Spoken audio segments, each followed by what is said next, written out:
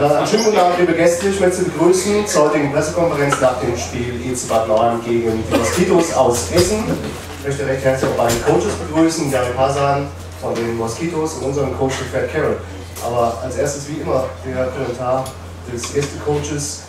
Wir hatten ja so ein bisschen Hickhack gestern, kommt ihr nicht, viele verletzt. Ich denke mal, euer Kader heute war doch gar nicht mal so schlecht, hat es uns vor allem auch oder so qualitativ unterbesetzt, hat uns ja auch ganz schön schwer gemacht, bis ins letzte Drittel rein.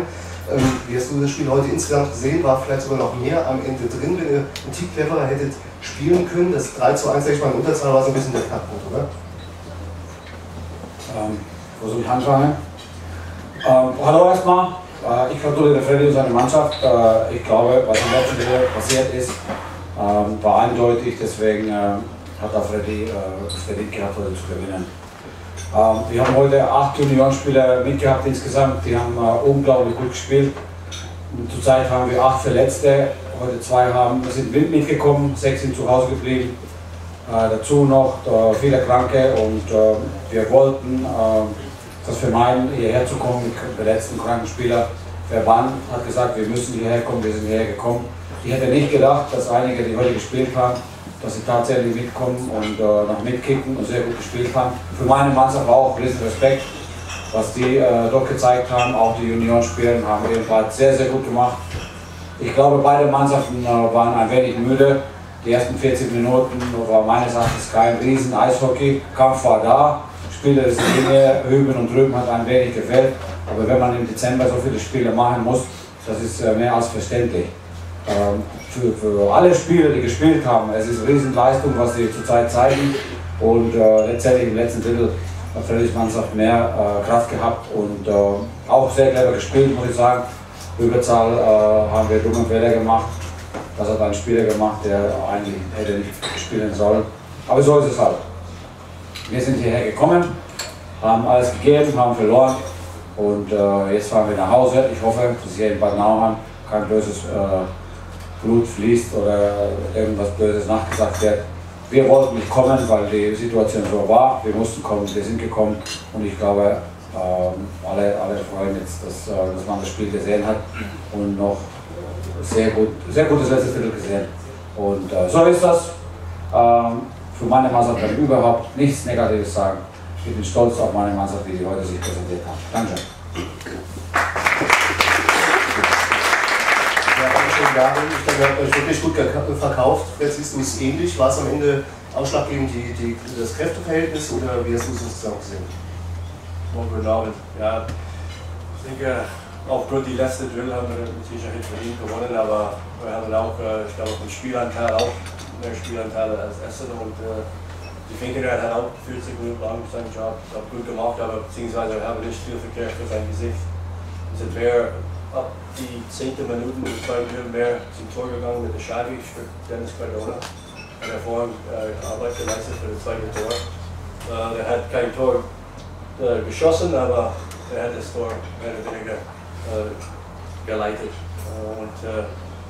2:1 ist kein schlechtes Ergebnis zu Hause und wir haben gewusst, die müssen vielleicht ein bisschen mehr offen spielen in die letzte Drill und natürlich ja, Fehlpass von der Spieler und genau auf die Schläge von Kyle und das war natürlich dritte Tor, sollte nichts passieren, ist passiert, wir sind zufrieden, dass es passiert und dann die vierte Tor, einfach wir haben gekämpft und wir haben dann auch diese Blut geleckt.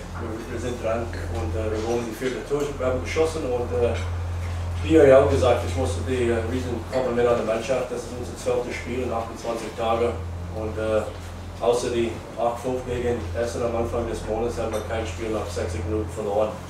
So daher wird auch für die Jungs und die haben ein paar freie Tage verdient.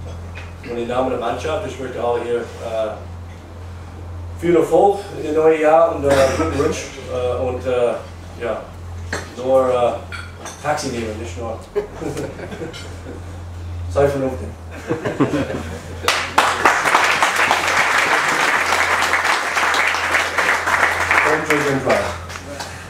Okay, Dankeschön für die Kommentare beider Trainer. Dann kommen wir direkt zu den Fragen der Presse.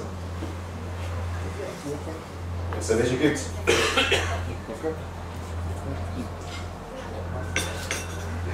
Joe? Welche uns keine leider? Herr Hassan, ich tue mich schwer mit den 8 Juniorenspielen. Ich kenne Ihre Mannschaft nicht hundertprozentig, aber ich kenne außer den Ersatztorhüter, der hat ja nicht gespielt, den kann mir weglassen. Wer waren denn die Juniorenspieler bei Ihnen? Also der Ackers hat er schon öfters gespielt, oder regelmäßig in der ersten Mannschaft. Wer ist denn eigentlich dieser Lufau? Die Frage an den Gästecoach, wer die 8 Juniorenspieler denn sind. Da müssen Sie ein wenig recherchieren und dann finden Sie das heraus. Ich hab recherchiert und ich finde diese 8 Juniorenspieler nicht. Wir können die Kader ja vergleichen, Joe, dann finden wir das auch. Mit diesen 8 Juniorenspielen wollen wir dieses Jahr auch Deutscher Meister werden. Mal gucken, ob es uns gelingt und ich lade Sie herzlich ein dann zum Finale. Das ist für mich keine Antwort. Noch Fragen? Ja, Freddy, wie siehst du das, die ganze Angelegenheit? Es hat viele Zuschauer aus Essen auch gefehlt. Viele Zuschauer sind ja wohl nicht gekommen, weil eine bessere Essener Juniorenmannschaft angekündigt wurde, was nicht unter den Strich gestimmt hat. Alles hat auch dem Verein, ich frage es auch mehr kurz vielleicht noch, dem Verein finanziellen Schaden zugefügt. Naja, die Frage an Fred, ob die Ansage, dass heute viele Verletzte bei Essen dabei sind, ob das uns geschadet hat in irgendeiner Art und Weise, sportlich oder finanziell? Finanziell weiß ich sportlich, nee, wir haben 3 Punkte, aber ich denke, die Problematik ist einfach die Verband, nicht irgendeine Mannschaft. Wenn der Verband macht, was der DB sagt, dann haben wir kein Problem. Also steht klipp und klar in der ESBG bzw. DEB, was die Strafe ist. Ich denke mal, das Thema brauchen wir jetzt auch nicht weiter hier vertiefen. Gibt es noch vielleicht Fragen zum Sportlichen? Ja, wegen dem ersten Gegentor Keller nicht so glücklich ausgesehen, das war nicht das erste Mal. Hast du mal überlegt, vielleicht im nächsten Spiel mal einen Torhüter zu wechseln, mal kurz mal eine andere Chance zu geben? Du hast ja 9 Torhüter geholt. Nee, der hat nur ein Tor. Das war kein durchgerutscht irgendwie. Das ist nicht, dass ich das halbe nicht gesehen habe. Und Markus ist einer der besten Torhüter in der Liga, auch wenn er nur ein Tor heute bekommen haben. Ich konnte das 0:0 Spiel nie gespielt. Aber das wird uns freuen. Für mich der beste Spieler in der ganzen Liga ist der Banana Torwart, was ich bis jetzt dieses Jahr gesehen habe. Dankeschön. Danke für die Klarstellung, aber das auch deutlich beantwortet. Okay. Wenn es dann keine Fragen mehr gibt, Zuschauer hatten heute Abend 1300. Hat uns natürlich gefreut, wenn aus Essen die Famous noch gekommen wären, hätten wir noch mal ein paar mehr gehabt. Schade, aber beim nächsten Heimspiel am 7. Januar gegen Königsborn 19:30 Uhr ist ein Freitag, haben wir denn vielleicht wieder ähnlich viele, wäre schön. Dann möchten wir für heute die Pressekonferenz beenden, aber wir haben noch ein paar Ergebnisse, auch wenn noch nicht alle Spiele zu Ende sind. Aber ein Endstand haben wir schon, das ist Duisburg gegen Neuss 6:2 und bei Hamm gegen Dortmund, interessiert wahrscheinlich die meisten, da müsste es jetzt im letzten Drittel sein, der Stand ist 1:1 nach dem zweiten Drittel.